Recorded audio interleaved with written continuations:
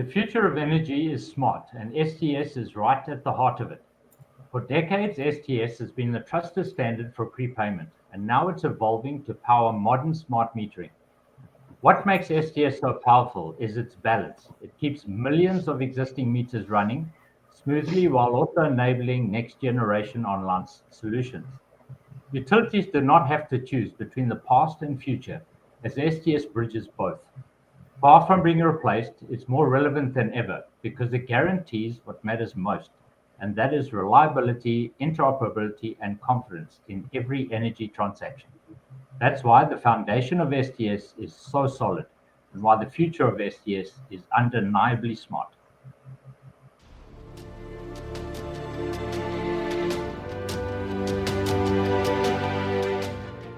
Welcome to the ESI Africa podcast, brought to you by your trusted power and energy multimedia journal.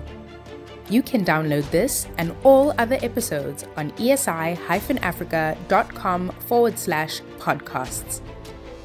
Let's get into today's conversation. For this podcast, we are talking about smart metering simplified. I'm Nicolette Pombo-van Zyl, and I will guide you through what's driving the technology that is quietly powering millions of households and businesses around the world. That being the evolution of smart metering and the Standard Transfer Specification, commonly known as STS. If you have ever wondered how your electricity is kept secure, reliable, and future-ready, this conversation is for you. The big headline is that STS standard was recently reapproved for global use by the International Electrotechnical Commission. That's a strong signal of its ongoing global relevance and reliance. But more than that, STS has now fully evolved into smart metering, unlocking new opportunities for utilities and consumers alike. We'll also be talking about the human factor, because even the most advanced systems can be compromised if not managed properly. Joining me for this conversation are three STS Association experts who are at the very center of this story. On the line, I have Lance Hawkins-Dady, who is the chairman of the STS Association board, Franco Pucci, the technical consultant, and Don Taylor, a specifications expert. Together, they'll help us unpack where we are, how we got here, and what the future of smart metering holds. So let's get started. Don, I'd like to talk about the big news. The IEC recently reapproved the STS standard after a critical security review. Why is this such a significant milestone, and what does it say about the relevance of STS on the global scale today? Like you mentioned, Nicolette, the STS Association recently commissioned a third-party review of the security levels of the current IEC 62055-41, which is the IEC STS standard. This came about because of the 30-odd years that STS has been going, and periodically we need to reassess its suitability, the security levels that it presents, etc., etc. This resulted in a report that we then subsequently submitted to the IEC, which in turn resulted in the following salient recommendations. Now, I'm going to go off in a little bit of a technical nuance here. First of all, the prevailing encryption algorithm, so-called EA07, is a 64-bit algorithm and has been in operation since 1993. Subsequently, the global view from security experts is that it is no longer, a 64-bit algorithm is no longer really suitable. This algorithm has now been deprecated from the revised 62055-41, and effectively it is now being replaced by the so-called EA11, which is a 128-bit algorithm, providing orders of magnitude greater security than before. The IEC was very happy about this and accepted this proposal. So that's going forward as an amendment to the IEC's STS standard. At the same time, it was decided to deprecate the common keys. Those were essentially in use for the earlier versions of prepayment meters that utilize magnetic cards.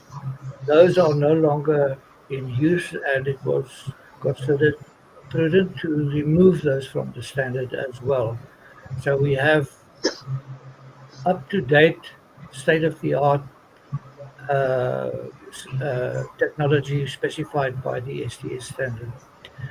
We're also improving the token lockout function for higher levels of security, and it was also recommended that we should prevent the sharing of vending keys between multiple key management centers. Now, to date, we still have only one key management center, but the future may bring more than one, which means that there's a potential management issue that needed to be taken care of, and this relates to that aspect.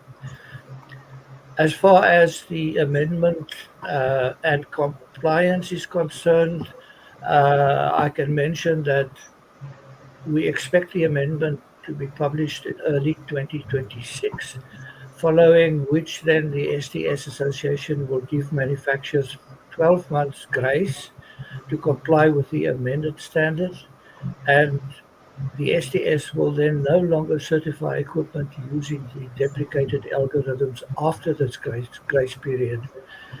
Furthermore, natural attrition will take care of existing EA07 meters over time, because they have a finite limited life cycle, and they will simply be replaced by the EA11 meters that come into play.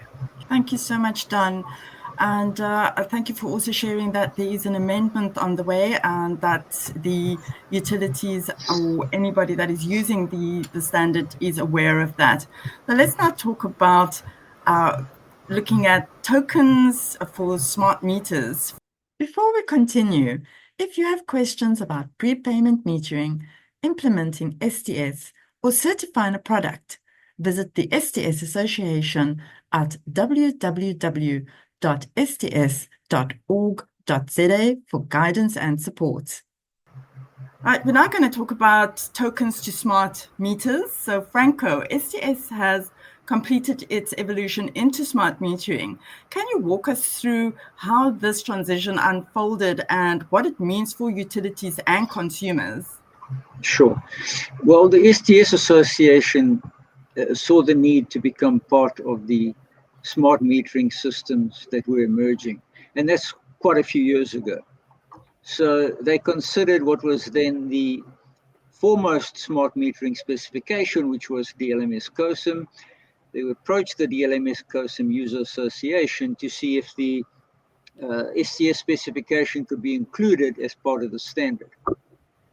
The DLMS User Association was more than happy to include the STS standard and agreed to give us a STS gateway such that STS tokens could be transmitted to the meters using DLMS.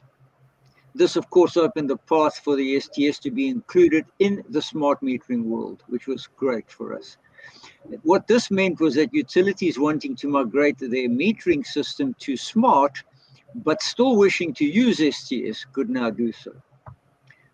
As a result of that, then companion specifications were then developed by the STS Association to include this gateway into smart metering. And this, of course, included compliance testing standards. Thank you.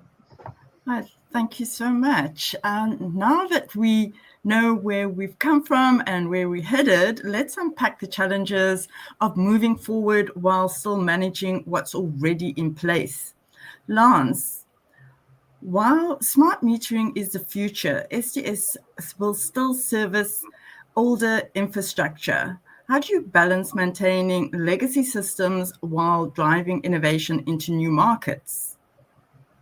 That's a good question. STS was deliberately designed with longevity and adaptability in mind. On one side, it provides the foundation for basic, reliable prepayment, simple, secure, and proven in millions of households worldwide.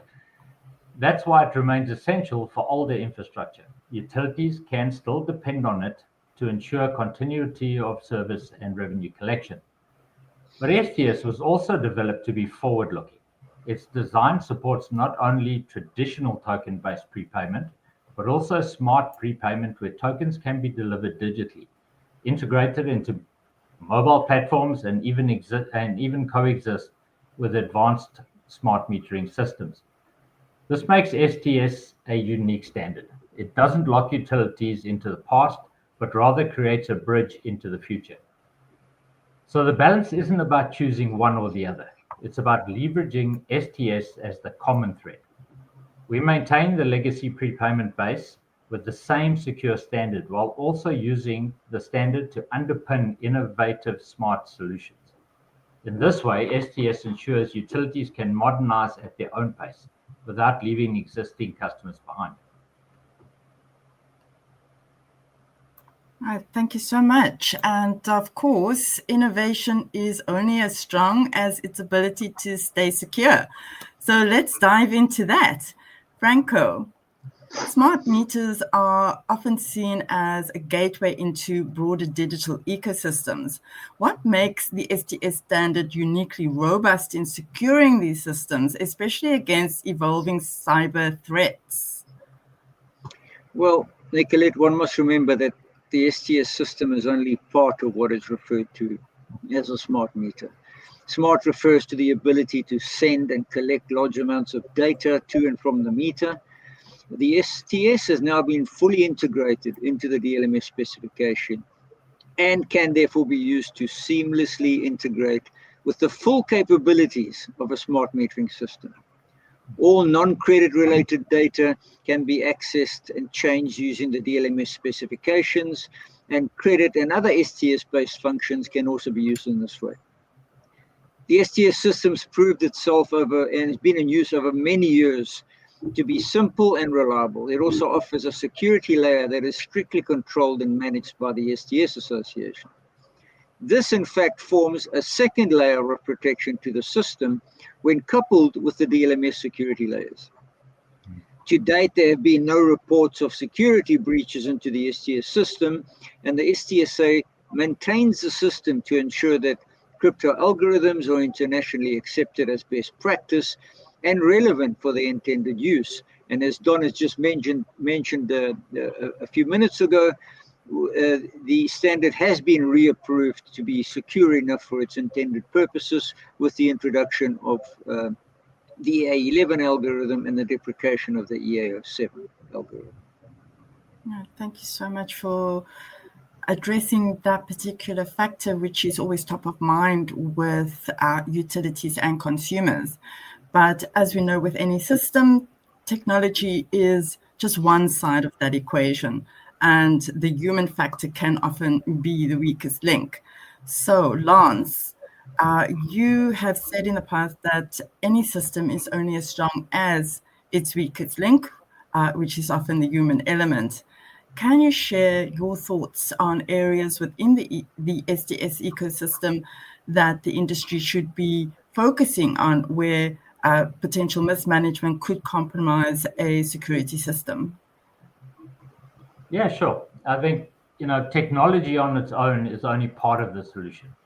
The STS protocol itself is extremely secure, but like any system, its resilience depends on how it's managed and by whom. The weak points usually come down to process and people. not the standard itself. One critical area is key management. If utilities or municipalities don't enforce strict controls around their vending keys, how they are used and by whom, what management controls are applied, this just opens the door up to misuse. Similarly, vendor governance is vital, ensuring only STS certified systems and compliant devices are allowed into the ecosystem. Another area is operational discipline. For example, poor user access, weak passwords, or a lack of audit trails can create opportunities for fraud. So the focus shouldn't just be on the technology, but on training, certification, governance frameworks across the ecosystem. If proper controls, procedures, and governance are not in place, then it creates opportunities for fraud, ghost vending, or counterfeit tokens to slip into circulation. Thank you so much, Lance. So now we've heard how people and technology both play a role, but that STS is a global system. So let's zoom out and see what lessons and have been taught to us around the world. Don, with STS deployed across so many countries, what lessons have emerged from global adoption that are now shaping the way forward in smart metering? Right. I think the first point is that prepayment metering concept has basically moved away from it being seen as a punitive measure to combat non-payment of billed accounts, and is now seen and accepted as a convenience to consumers and utilities, especially those whose household budget are cash-based. Hence, that reflects directly back onto developing economies, such as in Africa, Middle East, etc. The second point is that the technical security level of the token-based credit transfer and the supporting key managing infrastructure has been proven to be adequate, and the STS has never been breached as far as the STS Association is aware. But the operational security of token vending systems is still immature, and it is a candidate for standardization and regulation of processes and procedures for utilities to follow as a revenue protection measure. Hence the focus from the meter to a system level as far as management is concerned. Right, thank you so much, Don. We've covered quite a bit around the STS, and I'm sure that our listeners have now gotten quite a good understanding of what is on offer here. So I would like to look into the future, and I'm going to ask each of my guests to respond to the same question here, and that is, if you were to fast forward 5 years, how do you see smart metering transforming utility services and customer experiences? So we've got two elements here, and I'd like to start with you, Lance. Sure. In 5 years, I think smart metering will shift utilities from just simple billing to real-time grid intelligence, detecting outages instantly and managing demand more effectively. For customers, it'll mean transparency, control, and flexible payment options through digital platforms. Overall, I think utilities will evolve into more customer-centric, data-driven service providers with smart metering at its core. Thank you so much, Lance, for answering that question. Over to you now, Don. Okay, so what I see is that utilities are very interested in the combination of prepayment combined with complex tariffs and demand management in order to support more effective energy production and delivery, and in turn which have then a direct effect on the consumer behavior. For example, time of use tariffs residing in the meter are effective means to shift consumer energy usage patterns away from peak demand periods by offering lower prices during off-peak periods. On the other hand, rising block tariffs are effectively used to reduce overall consumption, or getting the more affluent consumers to subsidize the poorer consumers. The emergence of residential cogeneration from distributed energy sources such as photovoltaic cells, panels, and electric vehicles will require meters to support import and export energy tariffs together with prepayment functionality. Smart metering infrastructure therefore requires remote online communications, but the reliability of networks in many developing economies will take some time to mature. Thus, particularly for prepayment functionality, there's a need for an alternative offline channel for the delivery of credit tokens to the meter.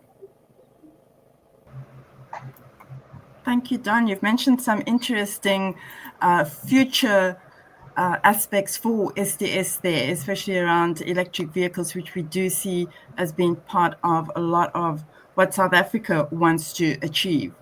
And Franco, over to you for what you see in the next 5 years. Well, Nicolette, there's a long road ahead for utilities to fully integrate and make use of all the features offered by smart metering infrastructures. Smart metering can start off very simple and migrate into a fully smart grid. The amount of data that you can get from a system like this will be staggering. As Lance mentioned, the capabilities of a fully functional smart metering system are huge if used properly. 5 years may be too short a period to see the full capabilities of a smart metering system, but essentially it's a very good start. I think all municipalities are heading that way. Almost every single meter that we certify and test is a smart meter. So it's definitely coming, but I think 5 years may be a little bit of a short horizon to see it fully implemented. Thank you so much, Franco, for mentioning that. We have been talking about municipalities reinventing their business model for many years now, and using the smart metering and the STS functionality is probably one of the tools available to them to help them achieve that.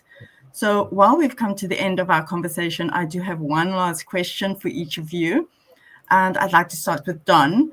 And the question is for utilities, regulators, and consumers listening to the conversation, what's the one key takeaway you'd like them to keep top of mind about the future of STS and smart metering? It's from my perspective again. I think it's essential that utilities carefully consider compliance with international open standards, and I emphasize those as being open standards regarding the smart metering infrastructure to prevent supplier lock-in when alternative proprietary systems are being offered. The STS is such an example of an open international standard that ensures interoperability and multi-sourcing of equipment, and together with the integration with DLMS COSM, it opens the way forward for smart prepayment and smart metering. Thank you so much, Dan, for that last key takeaway. Franco, over to you. And what do you want our listeners to keep top of mind? Well, for me, the key takeaway is that there's a misconception that STS and smart metering are in fact competing. They're not. They're complementary. STS simply forms part of a smart metering system, and it allows utilities to continue using their vending infrastructure and token generation systems, knowing that the systems are being kept up to date with emerging technologies, and that the technology is a proven technology over many, many years. Thank you so much, Franco. And last but not least, Lance, what is it that you would like our listeners to keep top of mind and maybe contact the STS Association to discuss? Thanks, Nicolette. I think both Don and Franco have highlighted the key aspects for me. What Franco said just now about the STS and smart metering not being competing paths, but being complementary is key. STS remains the trusted backbone for secure prepayment, while smart metering builds on that foundation to develop richer data, flexibility, customer value. Together, they ensure a future that is both secure and innovative while protecting today's investments when enabling tomorrow's energy ecosystem. Thank you so much, Lance. And that brings us to the end of today's conversation on smart metering simplified. We've heard how the STS continues to prove its strength on the global stage, how it has transitioned into a new era of smart metering, and why security depends just as much on people as it does on technology. Looking ahead, it's clear that smart metering will play a central role in transforming utility services, improving customer experience, and making utility systems more secure and reliable worldwide. A huge thank you to our guests today, Lance Hawkins-Dady, Franco Pucci, and Don Taylor, for sharing their knowledge. And thank you for listening. If you found today's episode valuable, don't forget to subscribe, share it with your colleagues, and join us again for the next time as we explore more of the innovations shaping the energy sector. Until then, I'm Nicolette Pombo-van Zyl, and this was Smart Metering Simplified. You have been listening to an ESI Africa podcast. For the latest news, reports, and interviews on power, energy, and related industries, visit the ESI Africa website on esi-africa.com or follow us on social media. Until next time, thank you for tuning in.